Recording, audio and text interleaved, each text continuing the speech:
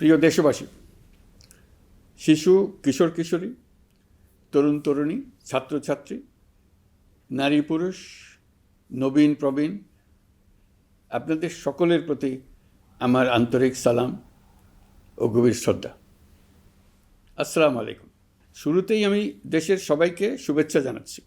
দীর্ঘ 17 বছর পর একটি উৎসব মুখর, অংশগ্রহণমূলক ও শান্তিপূর্ণ জাতীয় নির্বাচন সফলভাবে সম্পন্ন করার জন্য এই নির্বাচনের মাধ্যমে জনগণ, ভোটার, রাজনৈতিক দল, প্রার্থী, নির্বাচন সংশ্লিষ্ট প্রতিষ্ঠান ও আইনশৃঙ্খলা বাহিনী সম্মিলিতভাবে একটি প্রশংসনীয় নজির সৃষ্টি করেছে।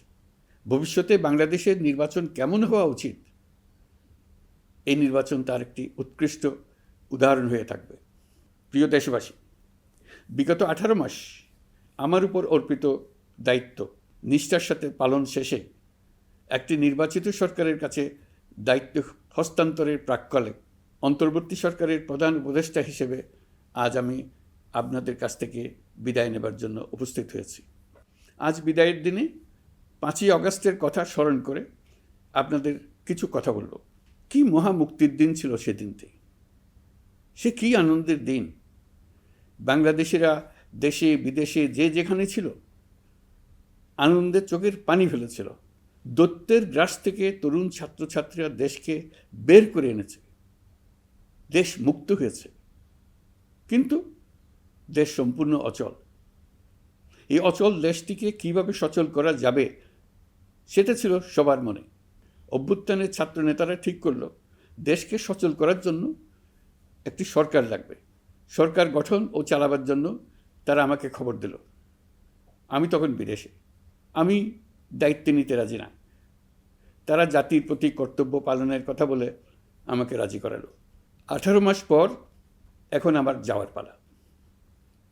আমি আজ আমার কাজ হতে বিদায় নিতে আপনাদের সামনে এসেছি। আমাদের প্রথম কাজ ছিল দেশকে সচল করা। এটি ছিল সবচেয়ে কঠিন কাজ। যারা দেশকে লুটে পুটে খেত তারাই দেশের এই যন্ত্র চালাতো। তাদের একান্ত অনুগত লোকজন নিয়ে অভ্যুত্থানের সঙ্গে সঙ্গে সবাই পালিয়ে গেছে। বড় কর্তা পালিয়েছে, মাঝারি কর্তা পালিয়েছে, অন্যরা ভোল পাল্টিয়েছে অথবা আত্মগোপনে চলে গেছে।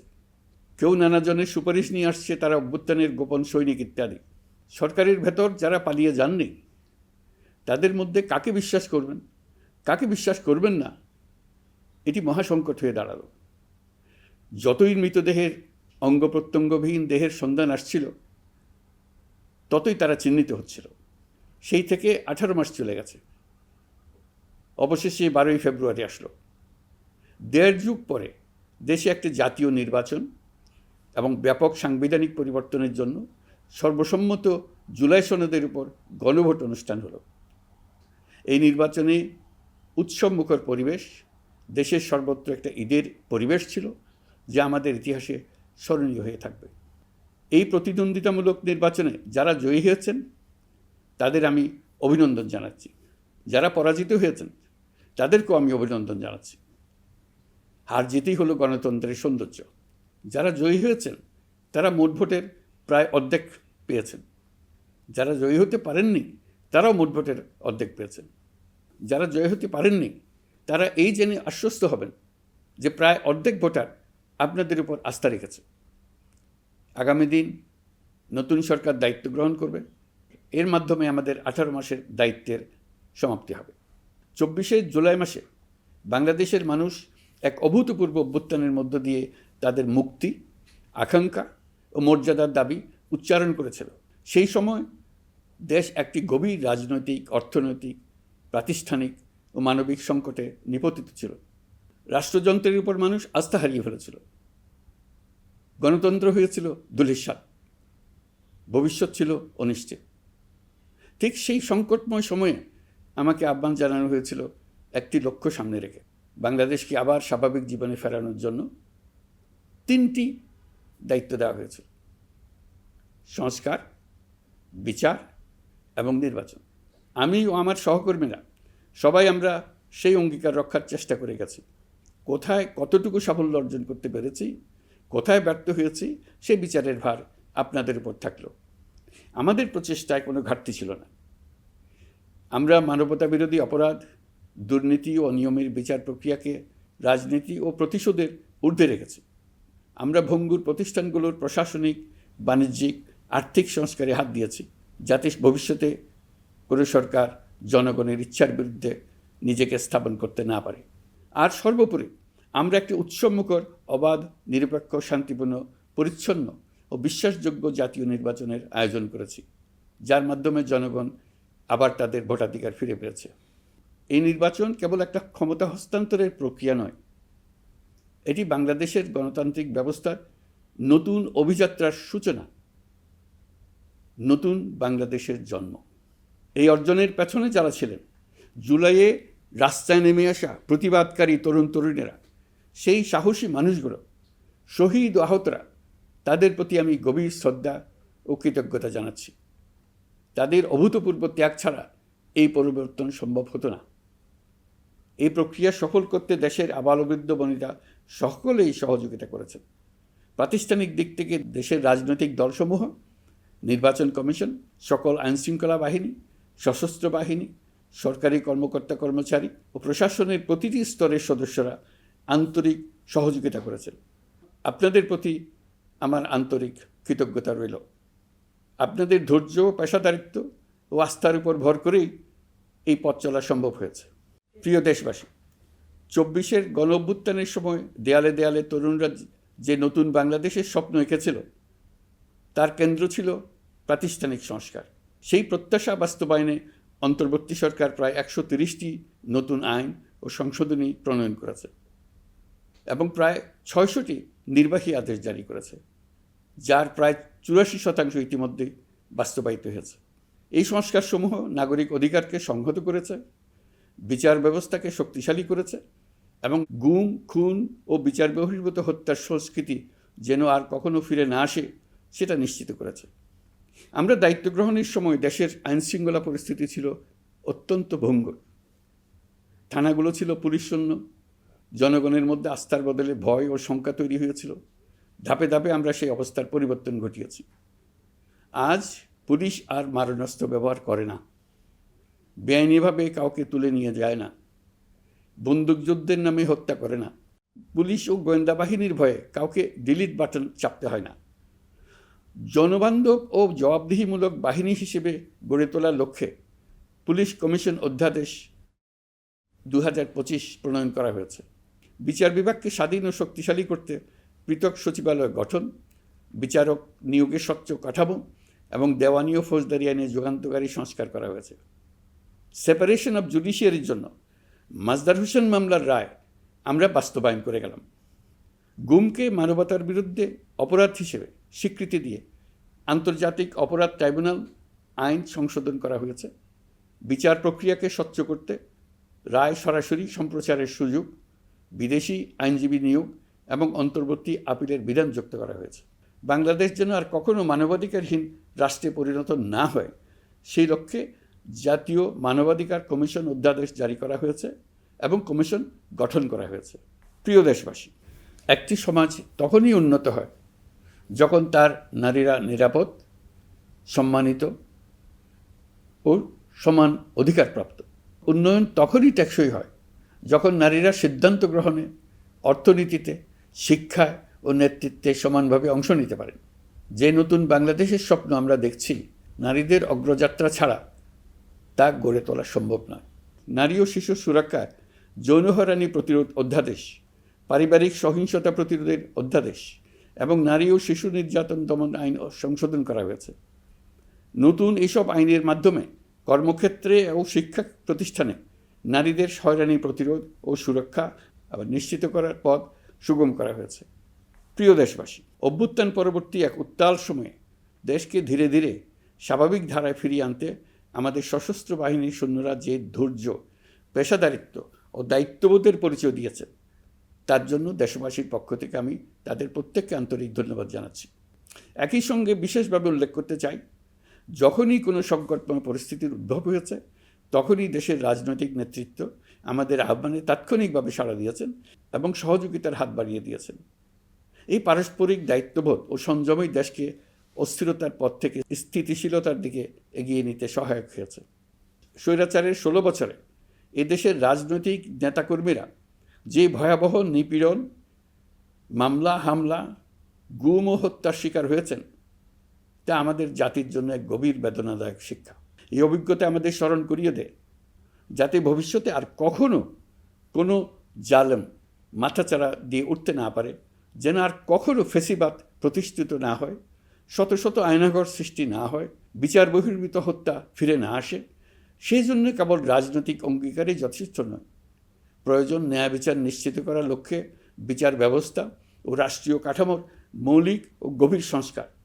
এই উপলব্ধি থেকেই অন্তর্বর্তী সরকার তার সংস্কার কর্মসূচিকে সর্বোচ্চ অগ্রাধিকার দিয়েছে।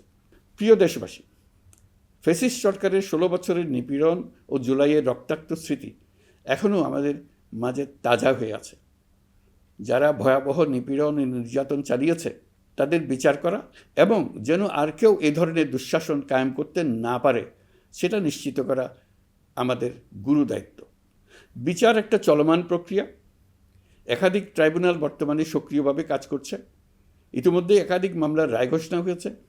আন্তর্জাতিক অপরাধ ট্রাইব্যুনালে ফেসিবাদের সময় দেশে যে গুমের সংস্কৃতি গড়ে উঠেছিল, সেই ভয়াবহ মানবাধিকার লঙ্ঘনের বিচারও শুরু হয়েছে। বেশ কিছু মামলার বিচারিক কার্যক্রম এখন শেষের পথে। আমরা আশা করছি আগামী দিনগুলোতেও বিচারিক প্রক্রিয়া অত্যন্ত নিরপেক্ষ ও স্বচ্ছতার সঙ্গে এগিয়ে যাবে। প্রিয় দেশবাসী, অন্তর্বর্তী সরকারের সবচেয়ে বড় অর্জন জুলাই সনদ, যার ভিত্তিতে গণভোটে বিপুল সংখ্যাগরিষ্ঠতায় তা বাস্তবায়নের সিদ্ধান্ত দিয়েছে দেশের মানুষ। জুলাই সনদের বাস্তবায়ন হলে ফেসিবাদ ফিরে আসার পথগুলো চিরতরে বন্ধ হয়ে যাবে। আশা করব এটা নির্ধারিত সময়ের সীমার মধ্যেই বাস্তবায়ন হবে। অন্তর্বর্তী সরকারের ছোট বড় ভালো মন্দ অনেক কথা ভুলে গেলেও জুলাই সনদের কথা জাতি কখনো ভুলবে না। এই সনদ রচনা এবং গণভোটে পাশ করানোর জন্য আমি সকল রাজনৈতিক দল, সামাজিক সংগঠন, অধিকার রক্ষা প্রতিষ্ঠান যারা অক্লান্ত পরিশ্রম করেছে তাদের সবাইকে আজ অভিনন্দন জানাচ্ছি।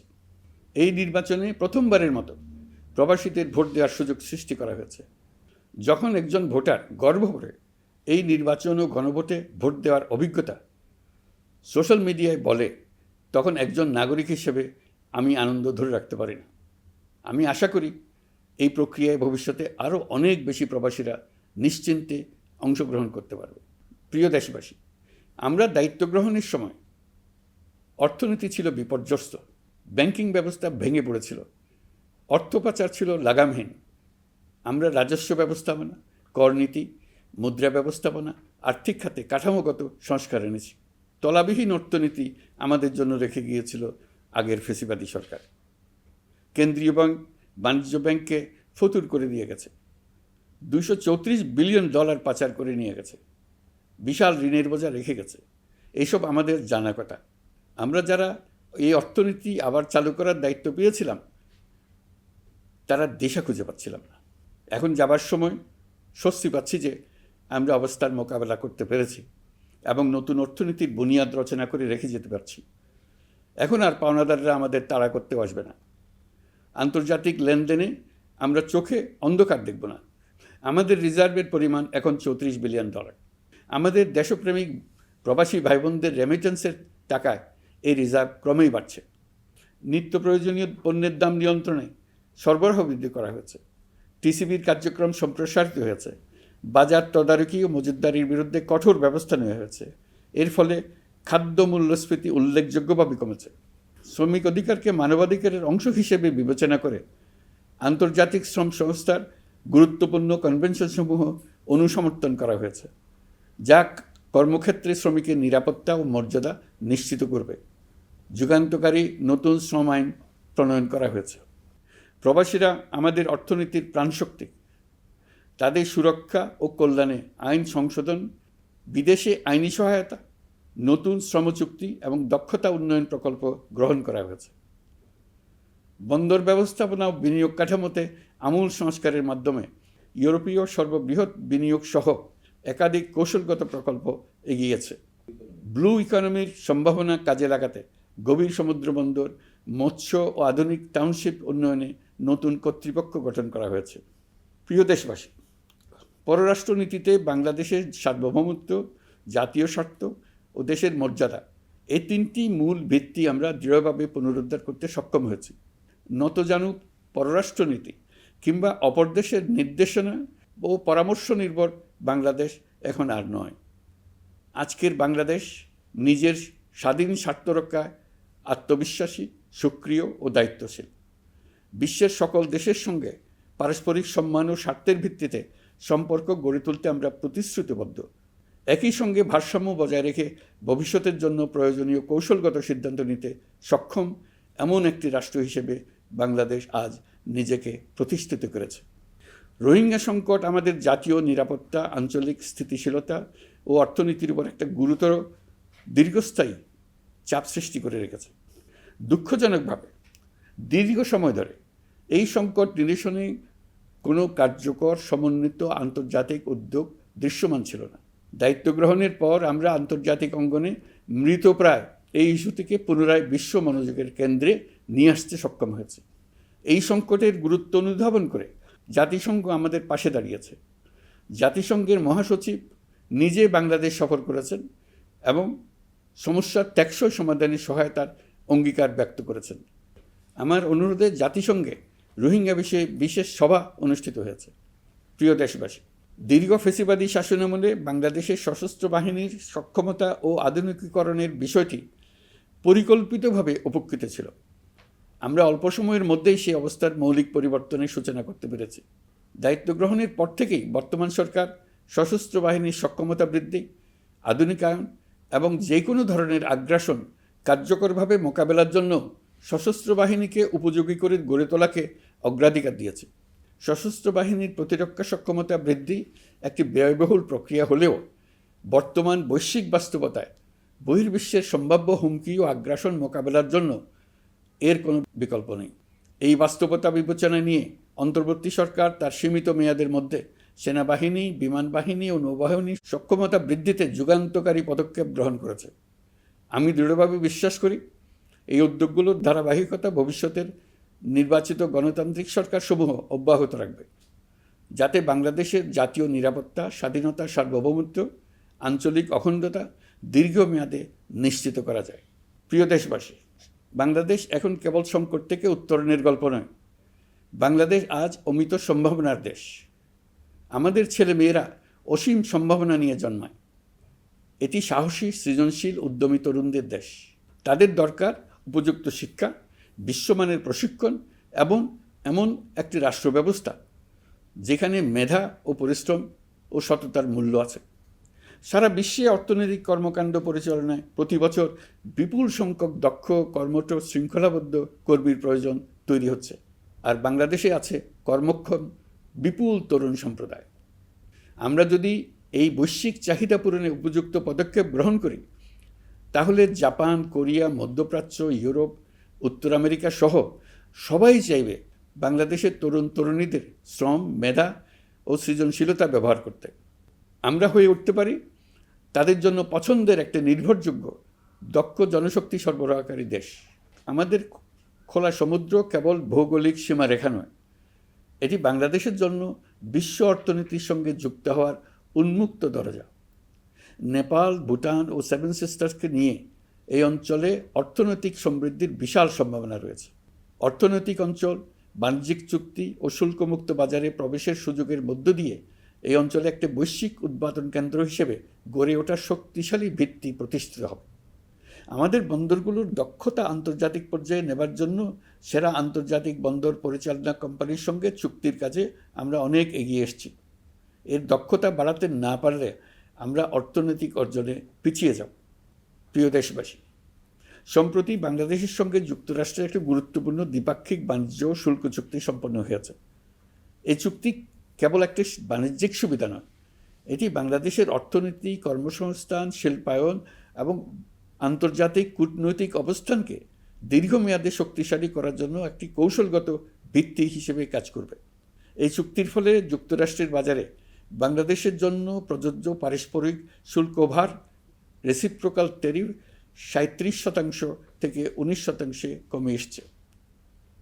এই চুক্তির একটা বিশেষ দিক হলো যুক্তরাষ্ট্রে উৎপাদিত তুলা ও কৃত্রিম তন্তু ব্যবহার করে তৈরি পোশাক পণ্যে শূন্য পারস্পরিক শুল্ক সুবিধা। এটা একটা মস্ত বড় সুবিধা। এর মাধ্যমে যুক্তরাষ্ট্রের বাজারে শুল্ক সুবিধা পাওয়ায় বাংলাদেশি পোশাক আরও কম দামে যুক্তরাষ্ট্রে প্রবেশ করবে। যুক্তরাষ্ট্রের তুলা ব্যবহারের ফলে আমাদের সরবরাহ চেইন আরও বৈচিত্র্যময় ও স্থিতিশীল হবে। এটি বাংলাদেশের পোশাক শিল্পকে উচ্চ মূল্যের ও উন্নত মানের পণ্যের দিকে অগ্রসর হওয়ার সুযোগ করে দেবে। প্রিয় দেশবাসী, বাংলাদেশের অর্থনৈতিক ভবিষ্যৎ টেকসই, বৈচিত্র্যময় ও প্রযুক্তি নির্ভর করার লক্ষ্যে জাপানের সঙ্গে সম্পাদিত অর্থনৈতিক অংশীদারিত্ব চুক্তি একটি ঐতিহাসিক ও কৌশলগত অগ্রগতি। এই অংশীদারিত্বের একটি গুরুত্বপূর্ণ সুফল হল উৎপাদন ও রপ্তানির বহুমুখীকরণ। জাপানের সঙ্গে সহযোগিতার ফলে অটোমোবাইল যন্ত্রাংশ, ইলেকট্রনিক্স, রেলওয়ে সরঞ্জাম, গ্রিন টেকনোলজি এবং উচ্চমূল্যের শিল্পপণ্যে বাংলাদেশ ধাপে ধাপে যুক্ত হতে পারবে। এতে আমাদের ঝুঁকি কমবে এবং বৈশ্বিক বাজারে বাংলাদেশের অবস্থান আরও শক্তিশালী হবে। পৃথিবীর শিল্পোন্নত দেশগুলো আমাদের দেশে বিনিয়োগ করবে শুধু জাপানে শুল্কমুক্ত রপ্তানির সুবিধা গ্রহণ করার জন্য। প্রিয় দেশবাসী, আমরা চীনের সাথে আমাদের উন্নয়ন সহযোগিতা গভীরতর করেছি। গত বছর মার্চে বেজিংয়ে চীনের প্রেসিডেন্ট শি জিনপিংয়ের সাথে বৈঠকে আমরা দুদেশের মধ্যকার কৌশলগত অংশীদারিত্বকে নতুন পর্যায়ে উন্নীত করার প্রত্যয় ব্যক্ত করেছে। ইতিমধ্যে তিস্তা নদীর সামগ্রিক ব্যবস্থাপনা ও পুনর্বাসন প্রকল্পের বিষয়ে উল্লেখযোগ্য অগ্রগতি হয়েছে। নীলফামারীতে 1000 শয্যার একটি আন্তর্জাতিক মানের হাসপাতাল তৈরিতে দুদেশ একমত হয়েছে। এই কাজটি আমরা এগিয়ে নিতে পেরেছি। আমরা এমন একটি বাংলাদেশ গড়ে তুলতে চাই যে বাংলাদেশ শুধু স্বল্প মূল্যের শ্রমনির্ভর অর্থনীতি নয়, বরং দক্ষতা ও প্রযুক্তি ও মূল্য সংযোজন ভিত্তিক অর্থনীতিতে রূপান্তরিত হবে। তবে আমি স্পষ্টভাবে বলতে চাই, এই সম্ভাবনা বাস্তবে রূপ নিতে হলে 3টি বিষয়ের কোনো বিকল্প নেই: শিক্ষা, প্রশিক্ষণ এবং সততা। অতীতে রাষ্ট্রীয় ব্যবস্থাপনায় সীমাহীন দুর্নীতি, অসততা, অনিয়ম ও জালিয়াতিকে উৎসাহিত করা হয়েছিল। সেই সংস্কৃতি আমাদের পেছনে টেনে রেখেছিল, আমাদের বিশ্বাসযোগ্যতা ক্ষুণ্ণ করেছিল। নতুন বাংলাদেশকে সেই পথ থেকে সরে আসতে হবে। আমাদেরকে প্রতিজ্ঞাবদ্ধ হতে হবে নিয়ম মানায়, প্রতিশ্রুতি রক্ষা, মান বজায় রাখা, রাষ্ট্রের প্রতিটি স্তরকে দুর্নীতিমুক্ত করায়, স্বচ্ছতা ও দায়বদ্ধতা নিশ্চিত করা। প্রিয় দেশবাসী, আমরা শূন্য থেকে শুরু করিনি, শুরু করেছি মাইনাস থেকে। ধ্বংসস্তূপ পরিষ্কার করে প্রতিষ্ঠান দাঁড় করিয়ে তারপরে সংস্কারের পথ ধরেছে। আজ অন্তর্বর্তী সরকার বিদায় নিচ্ছে, কিন্তু গণতন্ত্র, জবাবদিহিতা, বাক স্বাধীনতা, অধিকার চর্চার যে ধারা শুরু হয়েছে তা যেন কখনো থেমে না যায়। আমরা রাষ্ট্রীয় দায়িত্ব ছেড়ে গেলেও নতুন বাংলাদেশ গড়ার সার্বিক দায়িত্ব আমার, আপনার, আমাদের সবার। আমাদের সকলের দায়িত্ব দেশকে সত্যিকারের গণতন্ত্র হিসেবে পরিস্ফুটিত করা। জুলাই গণঅভ্যুত্থান আমাদের জন্য এই দরজা খুলে দিয়েছে। আমরা যদি স্বপ্ন, আকাঙ্ক্ষা ও শক্তিকে বাঁচিয়ে রাখতে পারি, তবে বাংলাদেশের অগ্রযাত্রা কেউ থামাতে পারবে না। গণঅভ্যুত্থানে যারা প্রাণ দিয়েছে, শরীরের অঙ্গ হারিয়ে দুঃসহ জীবনযাপন করছে, যাদের লাশ পুড়িয়ে ফেলা হয়েছে, যাদের লাশ এখনও খুঁজে পাওয়া যাচ্ছে না, যারা অল্পের জন্য বেঁচে গেছে, তাদের সকলের আত্মত্যাগকে এই জাতি যেন কোনোদিন ভুলে না যায়। প্রতিটি রাষ্ট্রীয় সিদ্ধান্ত গ্রহণে আমরা যেন তাদের ছবি মনে রেখে সিদ্ধান্ত নিই। আমাদের পরবর্তী প্রজন্মকে ক্ষমতাবানদের কিভাবে নিয়ন্ত্রণে রাখতে হয় সেই শিক্ষাটি যেন দিয়ে যেতে পারে। ক্ষমতাবানদের ক্ষমতা মানুষকে কীরকম মনুষ্যত্বহীন করে তুলতে পারে সেটা জাতির ইতিহাসে ধরে রাখার জন্য আমরা পলাতক প্রধানমন্ত্রীর বাসস্থান গণভবনকে জাতীয় জুলাই স্মৃতি জাদুঘর হিসেবে প্রতিষ্ঠিত করে রেখে যাচ্ছি। এখানে আপনাদের স্মৃতির বাস্তব নমুনা সংরক্ষণ করে রাখা হয়েছে। জাদুঘর যখন জনসাধারণের জন্য খুলে দেওয়া হবে, তখন আপনি যেখানেই থাকুন, দেশে থাকুন, বিদেশে থাকুন, আমি অনুরোধ করব আপনি সপরিবারে একবার এসে কিছুক্ষণ জাদুঘরে কাটিয়ে যাবেন। প্রিয় দেশবাসী, আসুন আমরা এমন একটি বাংলাদেশ করি যেখানে সম্ভাবনা সীমাহীন আর স্বপ্নের কোনো সীমানা নেই। গত 18 মাসে ক্রমান্বয়ে এদেশের মানুষের মধ্যে গণতন্ত্র, একটি কল্যাণমূলক শাসন ব্যবস্থা, বাক স্বাধীনতা, ক্ষমতাকে প্রশ্ন করতে পারা, সমালোচনা করতে পারা, জবাবদিহিতায় আনতে পারার যে চর্চা শুরু হলো, উৎসবমুখর পরিবেশে নির্বাচন আয়োজন করে জনগণের অধিকার নিশ্চিত হলো, এই ধারা যেন কোনো রকমেই হাতছাড়া হয়ে না যায়। আমি বিশ্বাস করি বাংলাদেশের আপামর জনসাধারণ এবং সকল রাজনৈতিক পক্ষ ইস্পাত কঠিন ঐক্যের মাধ্যমে এই ধারাকে আগামী দিনগুলোকে রক্ষা করবে, সমৃদ্ধ করবে। অধিকারের বিষয়ে, দেশের স্বাধীনতা সার্বভৌমত্বের বিষয়ে পরবর্তী প্রজন্মের জন্য একটি সুন্দর বাংলাদেশ গড়ে তোলার প্রত্যয়ে দৃঢ় থাকতে হবে। দলমত, ধর্ম, বর্ণ, নারী পুরুষ নির্বিশেষে সবাইকে আহ্বান জানাই একটি ন্যায়ভিত্তিক, মানবিক ও গণতান্ত্রিক বাংলাদেশ গড়ে তোলার সংগ্রাম অব্যাহত রাখতে। এই আহ্বান জানিয়েই আমি অত্যন্ত আশাবাদের সঙ্গে আজ আপনাদের কাছ থেকে বিদায় নিচ্ছি। দেশের শিশু, কিশোর কিশোরী, তরুণ তরুণী, ছাত্রছাত্রী, নারী পুরুষ, নবীন প্রবীণ, আমার দায়িত্ব থেকে বিদায় নেবার এই প্রাক্কালে আপনাদের সকলের প্রতি আন্তরিক ধন্যবাদ জানাচ্ছি। আমার জন্য দোয়া করবেন। মহান আল্লাহ আমাদের সকলের সহায় হন। আল্লাহ হাফেজ।